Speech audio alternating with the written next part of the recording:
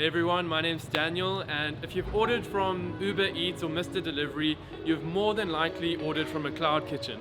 We're going to go interview a co-founder of Jozi Cloud Kitchens. Let's check it out.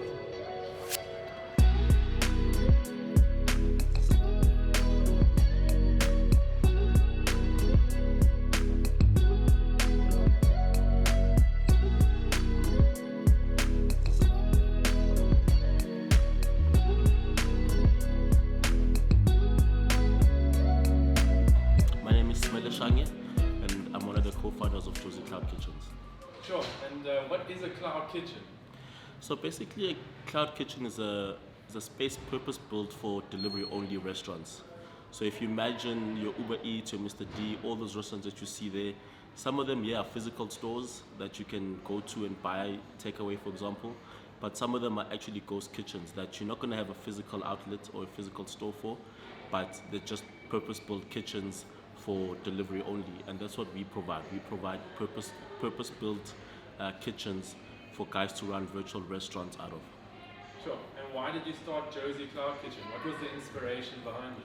Yeah, so when we started Jozi Cloud Kitchens, it was March 2020, and what had actually happened was where we come from. I'm from KZN in Newcastle.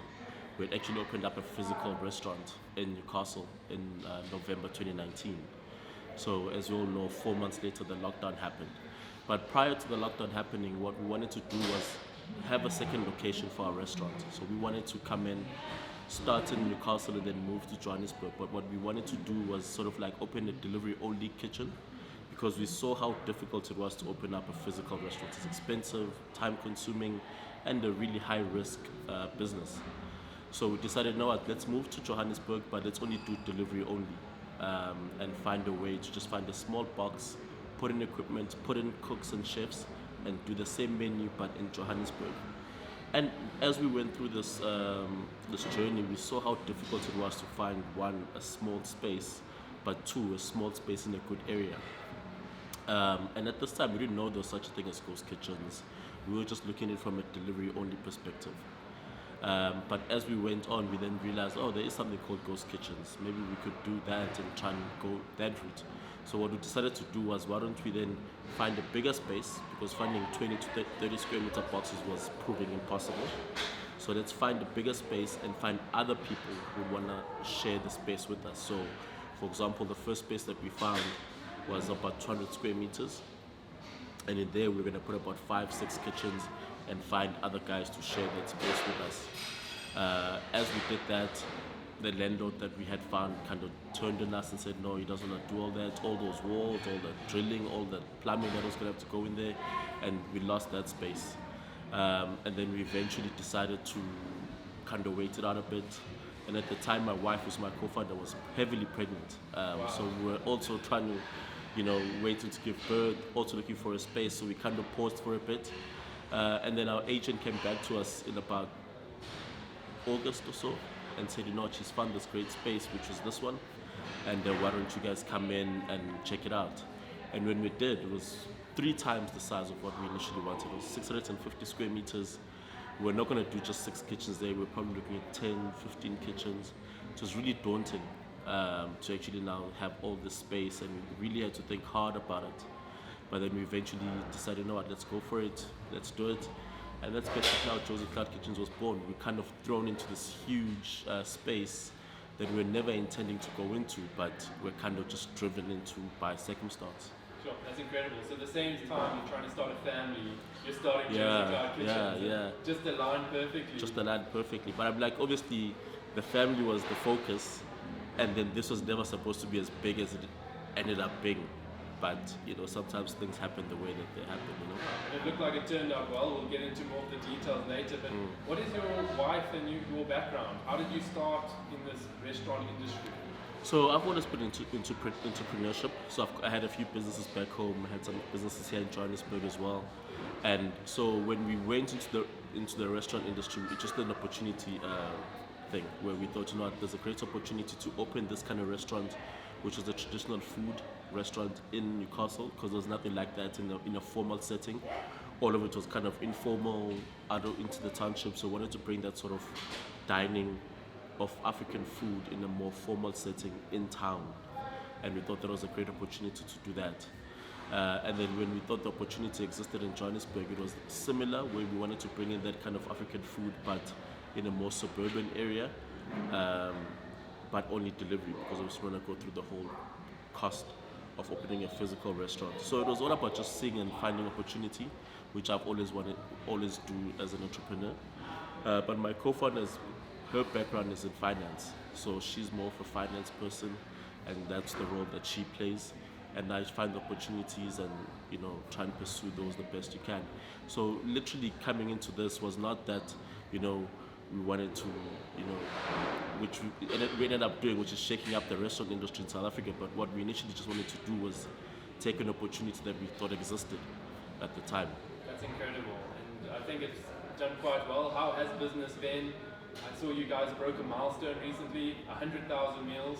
Do you want to go into more of the business side and tell us your progress? Yeah, so when we started, we opened this facility in March 2021. We had 10 kitchens. We have 10 kitchens here, but when we initially started, we started opening up about 3, and then 4, and then 5, and then we scaled it up all the way to 10, which we currently have now. I've got all of them fully occupied, 16 different brands, 10 kitchens operating out of here. And the guys have done well. Obviously we see ourselves as a facilitator for entrepreneurs, so we don't own any of the brands or run any of the kitchens. We give the spaces to food entrepreneurs who want to come in and fulfill their food dreams. Because as you can imagine, opening a restaurant anywhere is in excess of 500, 600, 800,000, just for a small restaurant.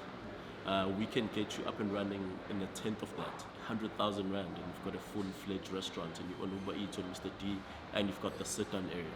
And that's what we're trying to create. We're trying to create these opportunities for entrepreneurs to come in and actually fulfill their food dreams. So the guys have done really well. We're now averaging about 8,000 orders a month out of this facility. That means about each restaurant doing about average of 800. We've got guys who are doing 1.6 orders, 1,600 orders a month. And we've had some really amazing numbers that even exceeded our expectations. We didn't know a kitchen, a 20 square meter box could turn over 500,000, for example. So it's been really impressive to see. And we're hoping to just continue that growth.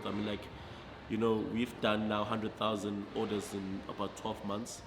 We're hoping to do the next 100,000 in the next 6 months, because that's sort of like the scaling we're doing. We just launched our app as well, which allows for people to order from our app directly from our brands. And so we expect huge growth to come up over the next, second half of the year. That's wonderful, and those are some big wins, I think, especially hearing those numbers, seeing the success of the kitchen, even walking around the back there. I can see people are busy, they're getting things done, so those are definitely some big wins. What are some challenges you faced with this whole operation?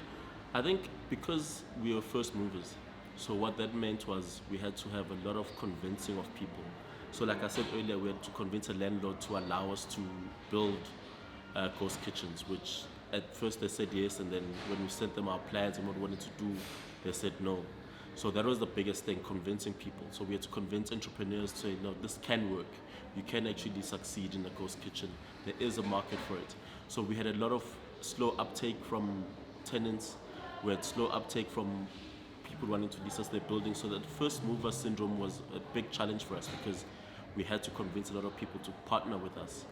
2, because we were first movers in South Africa, it meant we had to learn on the fly, right? So if you can imagine this design, one of the things we did, we used to watch a lot of American ghost kitchens, Indian, English, all kinds of ghost kitchens around the world.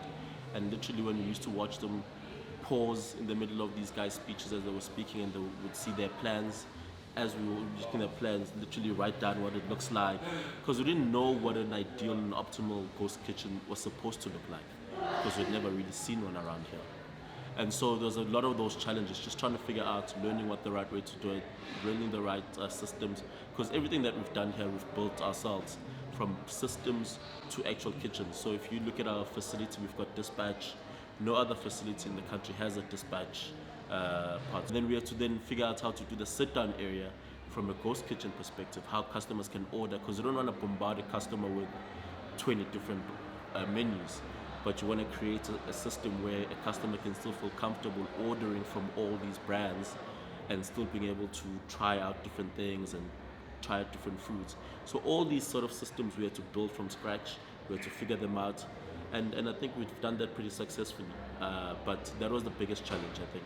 Being a first mover syndrome, just having to figure everything out has been the biggest challenge. But that's what's been fun about this whole experience. Being a first mover comes with its challenges, but it also has an advantage to it. Do you find that being a first mover, that you've seen some competitors spring up after you and your launch? Not so much, eh? I mean, we've got guys who we've seen in the market who do ghost kitchens, but do them differently. Because we see ourselves as ghost kitchen experts, so we know the different types of ghost kitchens that exist. We know what we feel works best and what doesn't. So we've seen guys come up with different types of models, and it's been interesting just to see the growth of ghost kitchens in South Africa. But we haven't really seen a big spring of other facilities come up. But what we have seen is a big spring of people wanting to open restaurants. I mean, our waiting list is incredible right now. To see how many people see the advantage of being able to just come in. We just got a guy who recently came in now who tried to open up a store, a fully fledged store in Sandton, and the landlord was like, you know what, you're not big enough, you don't have the track record, you won't be able to open here. So he came to us, we said, you know what, you don't need a track record, you just need to have a viable concept and we'll give you the opportunity. So what we're hoping to do with that, for example, is to give the guy a track record. So in 2 years, he can then go to the big malls in Sandton and say, I've got a track record, this is what I've done, this is my following, this is my sales. And that's the sort of opportunities, guys have in that sense. So I think from a perspective of members and people wanting to take Ghost Kitchen, we've seen a huge jump over the last few months. But in terms of other people wanting to come and do Ghost Kitchens, not so much. It's not an easy business. It's very difficult to sort of get that balance correct, get the right brands in, and most important, it's very difficult to get the right location. And I think we've been fortunate that we've got a very, very good location here. When we came in out of nowhere, we sprung up 8,000 new customers, you know what I mean? Because that's what we're doing every month. We've got 8,000 people who buy from here every month. So I think getting your location is key, getting the right build, the right design is key. So from our perspective, we want to see growth within Jozi Cloud Kitchens, and I think over the next few months, we'll hopefully be announcing, maybe get you guys in back here again, announcing more locations and more ghost kitchens that we will be opening over the next few months, and in interesting locations as well. I think there's a lot of growth in this space, and it's something that's very interesting to see, and we're looking forward to it. Would you say that taking a bet on the underdog, those people that don't have experience, is what makes Jozi Cloud Kitchens so successful?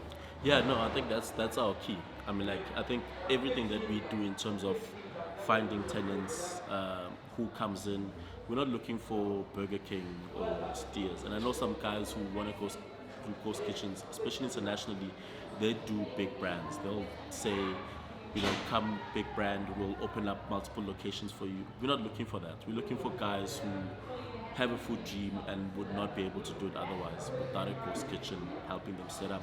And we've seen successful stories like that. We've seen guys who've come in here and out of this one location have opened their fourth location.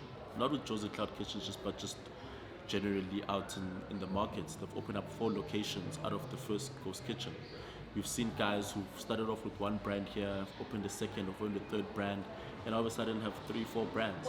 We've got 2 locations currently. We've got guys here who have opened up 2 locations through Jozi Cloud Kitchens. So we're looking for those guys who have the potential, who have the dream to come into the food space, but because it's so difficult, the barriers of entry are so high, I've not been able to. If you can imagine, it's just a basic burger franchise in South Africa is like 2 million rand, 1 million rand unencumbered, 1 million rand credit. Not a lot of people can do that. So here we say to you, have 100,000 rand and we'll give you a restaurant. All you have to do is run with it and make the best of it. And I think it levels out the playing field a bit. That's incredible. I love to hear the success stories, and especially how your success also propels other people's success. right now, what would you say is the biggest challenge you're facing? Sure, biggest challenge. I think for us, it's still the same thing of just finding a location and finding the right location. And I think that's where we're trying to make sure we get that right. We're evolving as a business. When we started off, we were looking for these sort of hidden shopping centers, underutilized retail space.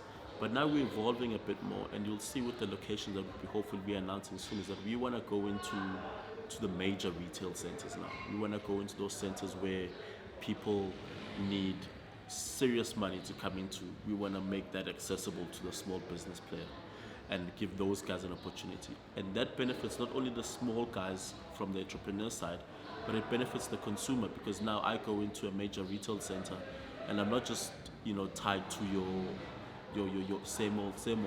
I've got my local guys who are in the area, who I've seen maybe sell on Instagram, sell on WhatsApp, sell out of the back of their house, and now they're in one of the biggest shopping centers in the country.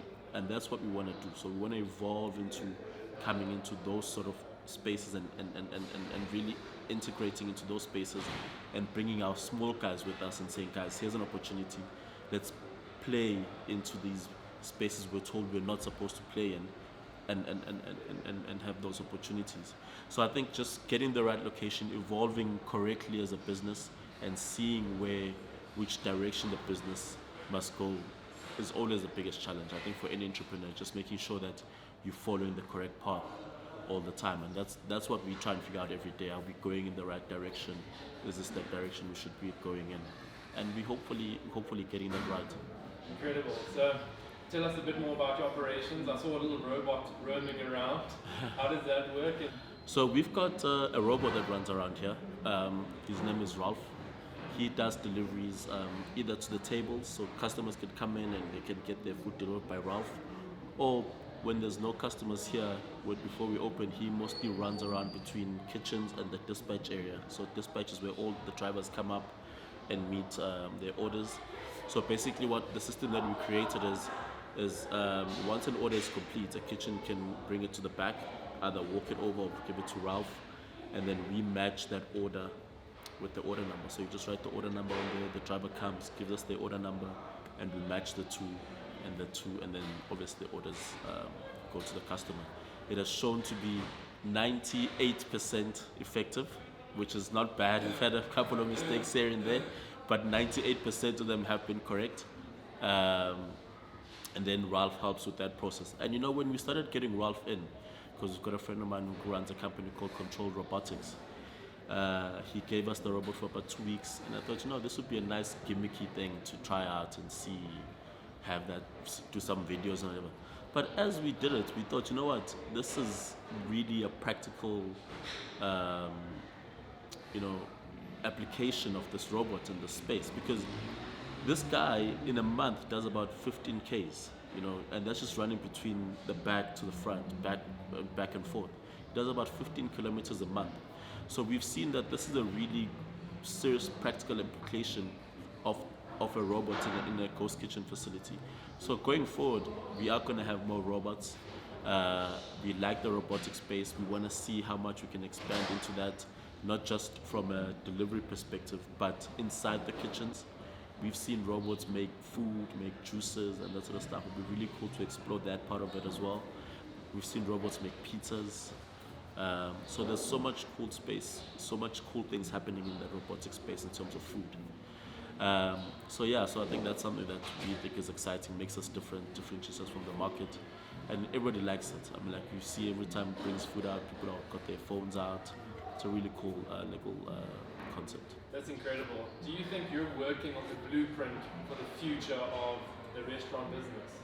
I think ghost kitchens are an important part of the future of ghost kitchens, because I think people always make the mistake, and I know when ghost kitchens first came out, a lot of people in the restaurant industry were like, no, this is a gimmick, it's not going to last, blah, blah, blah.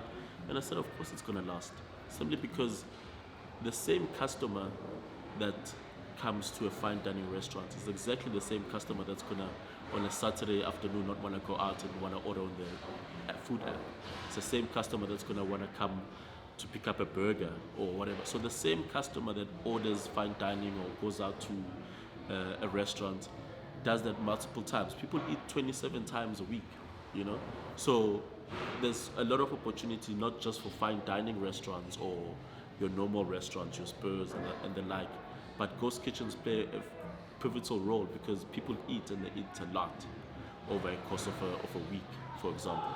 So I think there's a big role for ghost kitchens to play. Not only does it allow from an entrepreneur side, it allows them to enter the space, but it just increases variety for the consumer. And that's what consumers want now. They want options, they want choice. Like if you open your Uber Eats app, there's probably 100, 200 restaurants on your Uber Eats app, you know? People want variety and ghost kitchen provide that. And I don't think I think they're here to stay.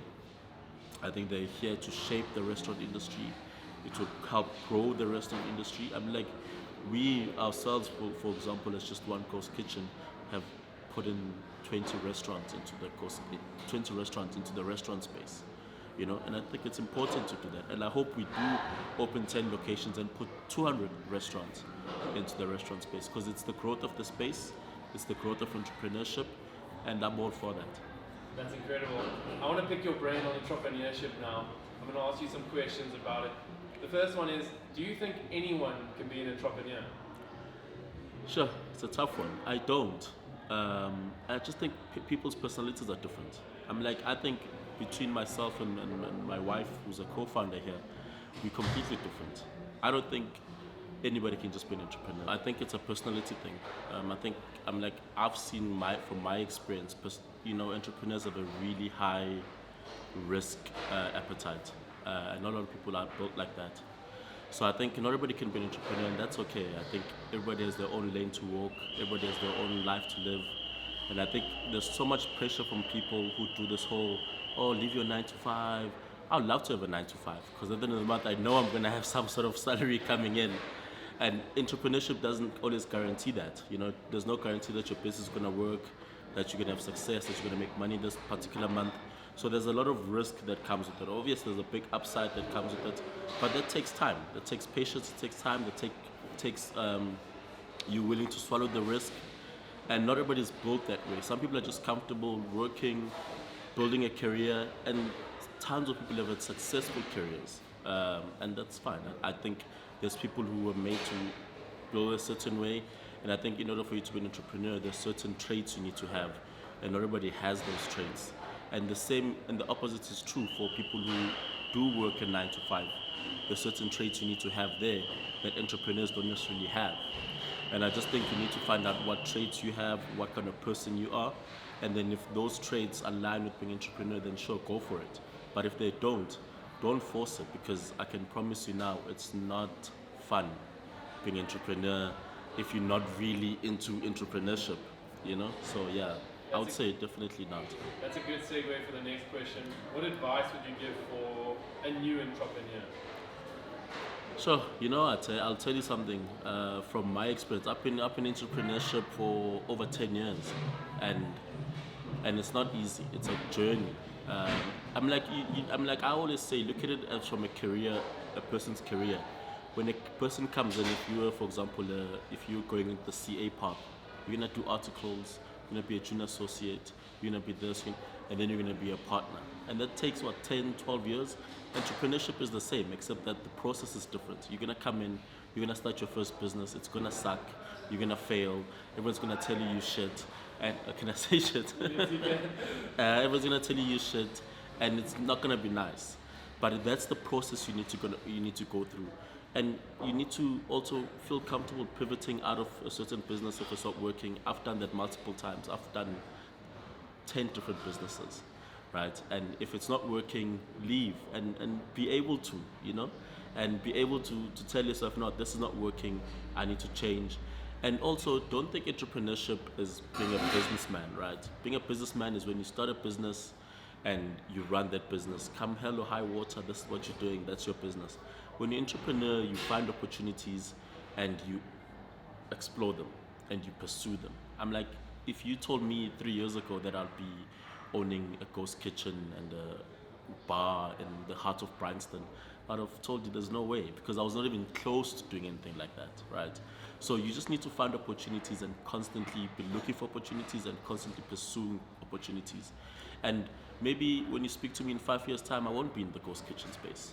But that's the nature of entrepreneurship, and that's what you need to allow yourself to do, to find opportunities, pursue opportunities, and when they don't work out, be able to pivot to something else.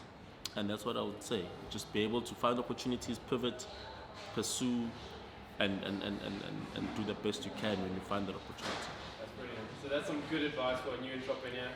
Let's talk about seasoned entrepreneurs. What's the recipe for pivoting when things aren't going very well, or maybe if they are going well? I think it's just about timing. So you need to know, you know what, this is not the right thing for me anymore. It's not making money.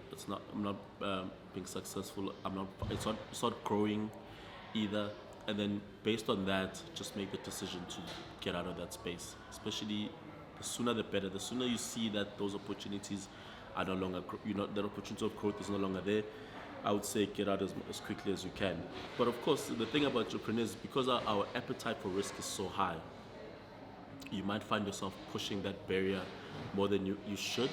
But sometimes that's a good thing, sometimes it's a bad thing, because sometimes you get through a bad period, which you're always going to, especially at the beginning. I'm like, they always say businesses fail in the first 3 years. And I'm like, you can even sit with our business now here. I'm like, we're still figuring it out, trying to find the best way to do things. We've made mistakes, we've had to pivot out of certain models that we did within Jozi Cloud Kitchens and change to something else. So it's all about just constantly reading your business, sitting down, understanding your business, and seeing where the opportunities lie, even within your business, and constantly trying to find those layers of growth and pursuing them. And I think that's what we've done as well. We've sort of like seen, okay, ghost kitchens are this, but what's the best way to grow within ghost kitchens? What's the best way to grow within Jozi Cloud Kitchens? And I think as an entrepreneur, you need to constantly be finding that, asking yourself that question and answering that question like every single day. Is branding important when it comes to running a business? I think so. I think it's something that I'll be honest and say we've struggled with. I think being able to brand ourselves correctly, market ourselves correctly, something that we're still learning, we're still trying to figure out, and it's something that we think about every day, how we can best brand Jozi Cloud Kitchens, Jozi Feast. And I think what our difficulty has been is because we've got the B2B side of the business, which is your Jozi Cloud Kitchens, where we rent out kitchens to entrepreneurs. So we've tried to sort of like have a brand that speaks to that. And then we've got the Jozi Feast side, which is business to consumer, where we want people to download our app and use our software to order food. So we've got these two brands that are sort of like work together but are different. So I think we ourselves have sort of like struggled with the branding of those two and the marketing. But it's a difficult thing, and I think sometimes you need to just get experts in, which we're trying to do now, and hopefully get it right. But it's very, very important. Where does LinkedIn and other social media platforms come into place with your marketing efforts and growing the business? I think from a B2B side, from a Jozi Cloud Kitchen side, LinkedIn has been amazing. We do a lot of talks internationally, doing one next month, in fact.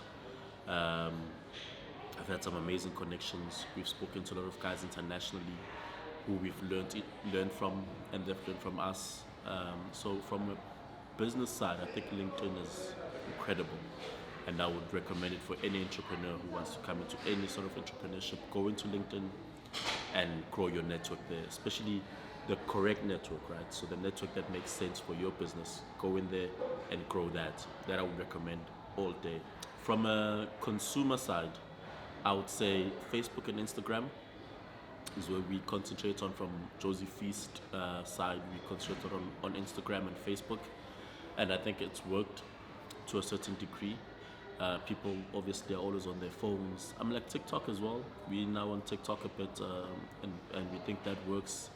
I personally have 15,000 followers on TikTok. I'm a TikTok legend here.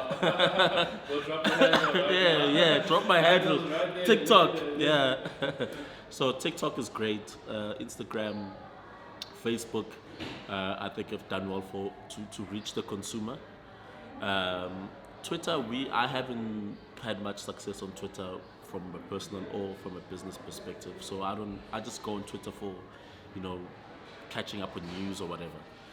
But from a marketing perspective, I think LinkedIn for entrepreneurs is, and I'm a late bloomer on LinkedIn, right? I came on LinkedIn like maybe a year ago, and it's just had incredible growth over that 12 months. Met amazing people, had great opportunities from them. Like we met on LinkedIn, so I think LinkedIn is just pivotal for any entrepreneur. I've met some amazing entrepreneurs. I was with Siyabonga Tiwana yesterday, who was a Forbes 30 under 30, and I had a lunch with him yesterday. I met Grant on LinkedIn.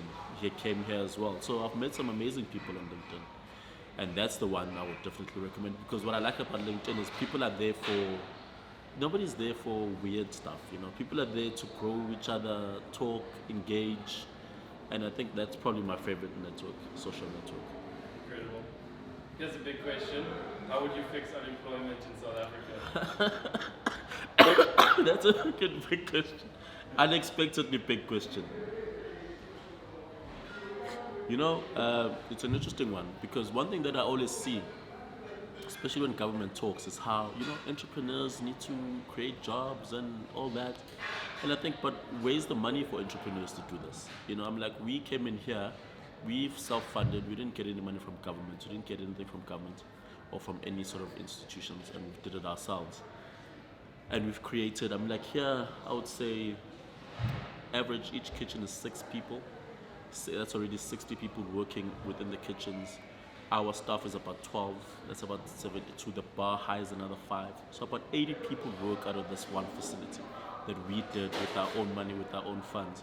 Can you imagine if government would get involved in the ghost kitchen space and come in and say, you know what, JCK, here's 100 million, place ghost kitchens, because they work anywhere, they can work anywhere, you know, and place, you know, ghost kitchens all over the country, hire chefs, give chefs kitchens, let them run their own restaurants, and 100, put 10 locations, that's about 800,000 jobs created within just that space. So I think for me, fund entrepreneurs, give entrepreneurs money, especially ones that have working ideas, that have proven concepts. Give those guys money and let them create jobs. Because if government is going to hoard money and tell entrepreneurs to take out money out of their own pocket to create jobs, it's going to work in 100 years' time.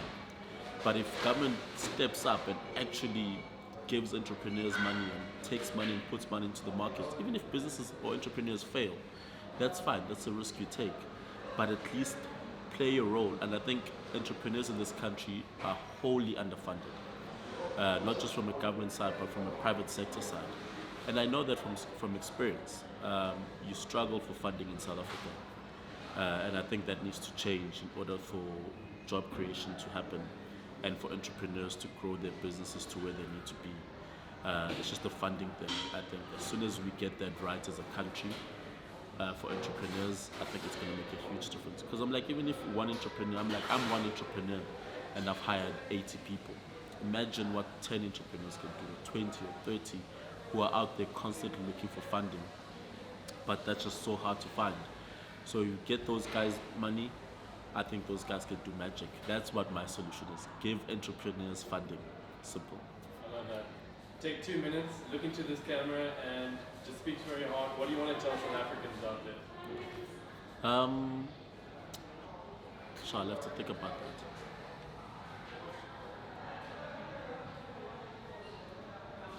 Yeah, no, I would say South Africa is a great country. I'm excited to be here. We're investing in it all the time. We're going to continue to invest in it. And we're excited about the future of South Africa. I know a lot of people talk about how scary it is and how, you know, this is happening, that's happening. But I think the people in this country make it great.